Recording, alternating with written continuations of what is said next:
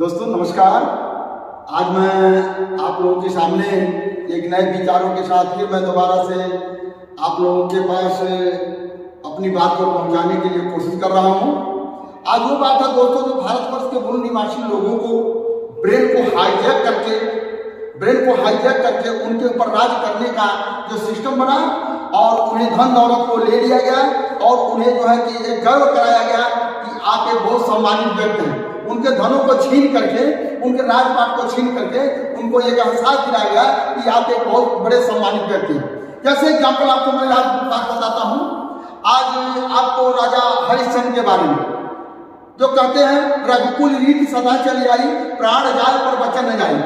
ये उस जो है कि कौशलपुर राजा के राजा हरिश्चंद्र की बात है, जिन्होंने अपने सर्वोच्च राज को जो है कि एक ब्राह्मण को दान दे दिया, सर्वोच्च राज को ब्राह्मण को दान दे दिया और अपने खुद वो जो है चले गए काशी के शमशान घाट पर, उन्हें रखवाली किया और कंगाल हो गए, भिखारी बन गए, उन्हें परिवार तबाह हो गया, अस्त व्यस्त हो गया।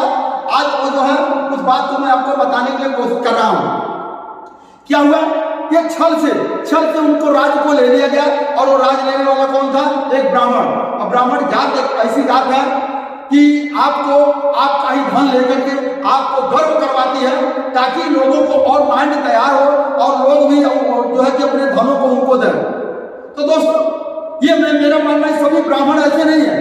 कुछ ब्राह्मण ऐसे हैं जो दूसरे के धनों के ऊपर हमेशा निगाह लगाए रखते हैं, उनसे दान लेने की कोशिश करते हैं, किसी न किसी तरीके से उनको धन को हड़प करके, और उन्हें क्या होता है, एक आश्वास दिलाते हैं कि आप एक जो है कि महान आदमी हैं। उनको भिखारी बनाकर, कंगाल बनाकर, उनको धनों को लेकर के उनको महान बताते हैं।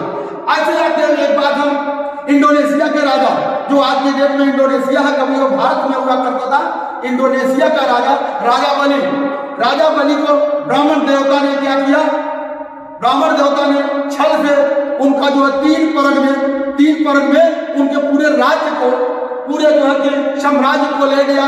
लेने के बाद दोस्तों, तीन परग में, दो परग में पूरे साम्राज्य को ले लिया। एक परग जब उनका बचा, उनसे क्या हुआ था? उन्होंने तीन परग भूमि मांगा था। तीन परग जो भूमि मांगा था, तो उन्होंने क्या किया? एक जमीन पर एक घेरा बना दिया। ये आकाश है, ये पाताल है, मुल्क है। और वो क्या किया? घेरा बना करके दो परग में जो है कि सारी उनकी जो है कि जितनी भी राज्य की जितना वर्चस्व, जितना भी उनका साम्राज्य था, उन्होंने ले लिया। एक परग जब बाकी रह गया, तो उन्होंने कहा कि मैं तीसरा पैर अपना कहाँ रखूं? तो उन्होंने कहा कि तीसरा पैर मेरे सर पर रखो। तो दोस्तों, ये सत्य बात नहीं है। ये हमें और आपको, भारत के जो मूल निवासी लोगों को, ये केवल गर्व करवाने की बात है। ये गर्व करवाने की बात है कि आप जो ऐसा करो, आपके राजा बलि ने ऐसा किया था, आप भी ऐसा करो। और चौथा जो तीसरा पैर जो है उनके सिर पर रखे। अब आइए दूसरा जो बात बताते हैं, ये क्या होता? वो भी एक ब्राह्मण था। और अब आइए एकलव्य की बात मैं करता हूं। एकलव्य महान धनुर्धर था।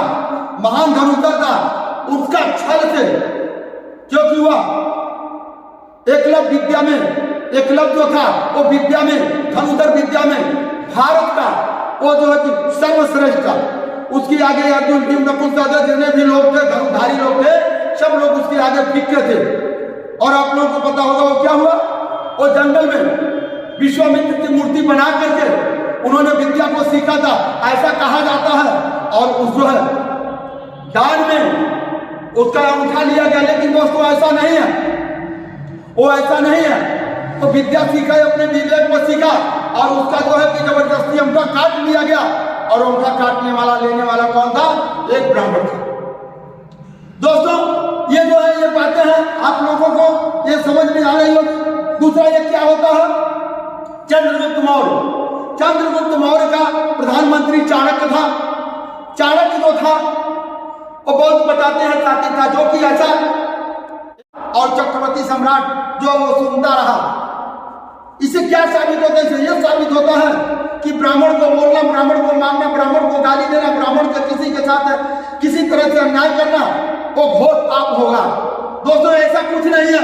कहीं कोई उस किताब में चाणक्य नाम का कोई दर्शन जो कि किसी भी तरह से कोई भी दर्शनार्थ बातें नहीं लिखी गई है। चाणक्य नाम का कोई चीज नहीं था। हमारे आपके भारत के मूल निवासी को केवल व केवल उस उसके ब्रेन को हाईजैक करने की ये जो बातें रखी गई है कि ऐसी बात जब रखी जाएगी तो लोगों को माइंड तैयार होगा और इनको जो है कि सर्वोच्च मानेगा, जो कि भारत का सर्वोच्च जो है इनको उपाधि मिला, उपाधि दिया जाए, उपाधि ये लोग मानेंगे कि जो भारत पृथ्वी का अगर कोई देवता है तो ब्राह्मण देवता है। जो कि दोस्तों सभी देवता सभी ब्राह्मण ऐसे नहीं है। मेरा मानना है कि 75% ब्राह्मण वो सेवा करना चाहते हैं, सेवा करते भी हैं। और उन लोगों ने क्या हुआ, जो 75% ब्राह्मण जो लोग थे जिनके अंदर ज्ञान का चीज था, उन लोगों ने वो इंडिका नाम की किताबों में लिखा हुआ वो लोग जो कि बौद्ध धर्म को अपना लिए, वो लोग बौद्ध धर्म को अपनाए और वो लोग जो उनके अंदर मानवता आई, जिसके अंदर मानवता आई वह जो है कि इंसानियत की बात को किया और इंसानियत के साथ उन्होंने रहने का कार्य किया। अब दोस्तों अगली बात मैं बताता हूं, जब वहां तक माइंड को तैयार कर दिया गया भारत के मूल निवासी लोगों को कि पृथ्वी का एक इकलौता देवता ये है, इनका डायरेक्ट भगवान से टाई अप रहता है, ये हमारी और आपकी बात को सीधे भगवान के पास पहुंचाते हैं और वहां से उसका निवारण लेकर आते हैं और आपके और हमारे पास रखते हैं, जो कि ये सरासर झूठ और ये गलत है। ऐसा नहीं हो सकता है, ऊपर वाले तक कोई नहीं जा सकता, ऊपर कोई कुछ भी नहीं है, क्योंकि इसे विज्ञान को मानना पड़ेगा, विज्ञान ही दुनिया में सब कुछ है। अब एक चीज मैं और आगे आप लोगों को बताने के लिए कोशिश कर रहा हूं, हमारे भारत के एक महान पुरुष, बहुत ही शक्तिशाली संभाजी महाराज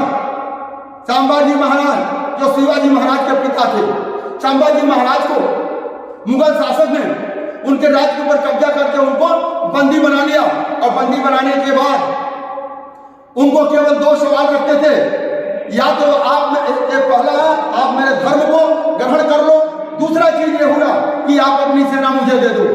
लेकिन क्या हुआ, संभाजी महाराज को इस बात को उन्होंने स्वीकार नहीं किया और उन्होंने क्या किया, मुगल शासक ने एक एक दिन अंगुली का एक एक कोण को धीरे धीरे काटते काटते उनको कई टुकड़ों में काट दिया गया। काटने के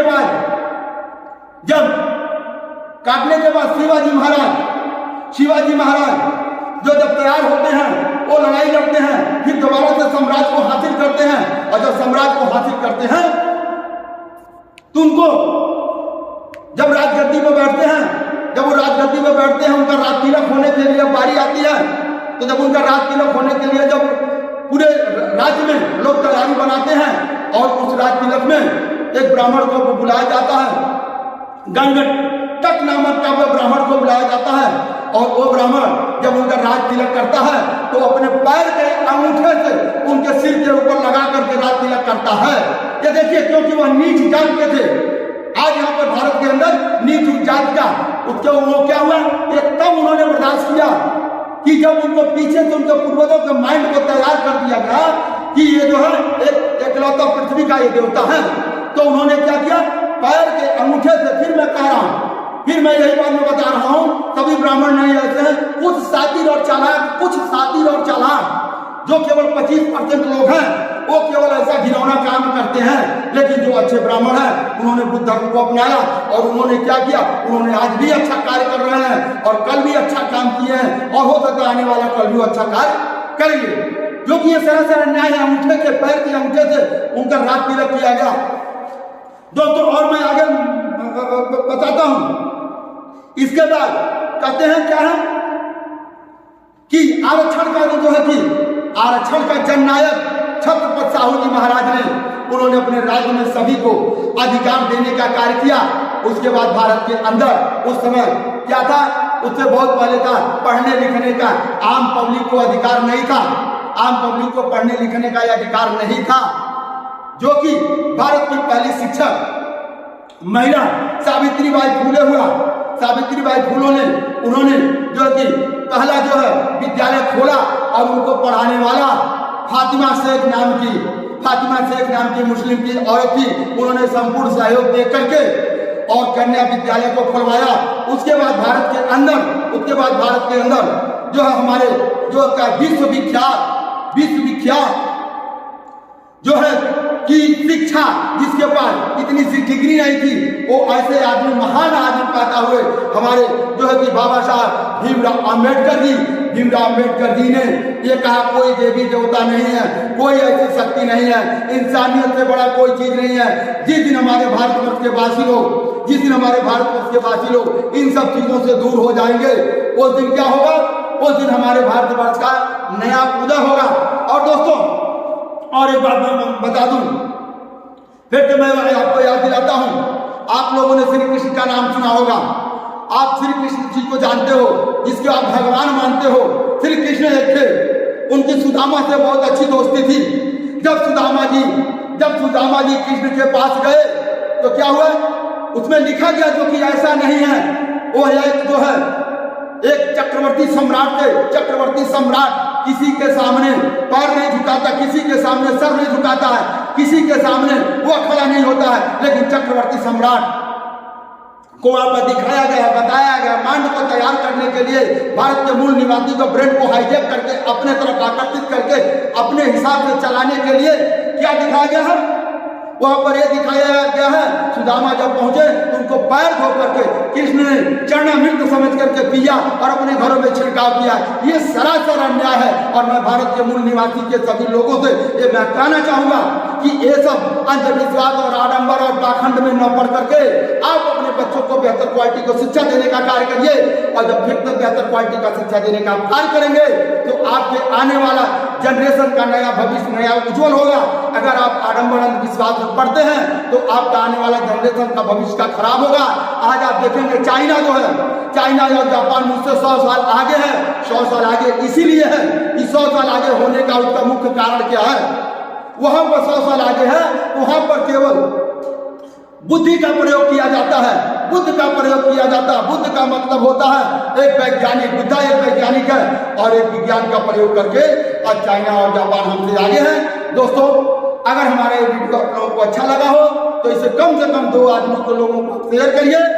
और अगर आप हमारे चैनल पर पहली बार हैं तो इसको आप जो लाइक कर दीजिए और बेल आइकन को दबा कर ऑल कर दीजिए। अगर फेसबुक पर हो तो फॉलो कर दीजिए। दोस्तों आज का वीडियो इतना ही। धन्यवाद, नमस्कार, जय हिंद।